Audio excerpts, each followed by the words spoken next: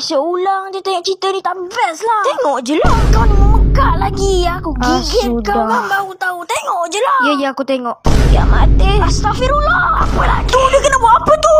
Kau layan je lah. Menyesal lah aku bawa kau duduk sini. Oh, jangan halau saya. Apa cerita tu tak boleh tengok kan? Kau ni bersaya.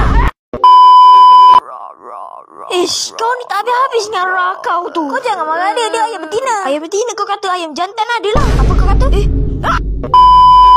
Wah, Freddy, cepatlah turun tu. Gila. Bapak lama. Bapak kau lambat. Bila kau nak race dengan aku? Sini cepat.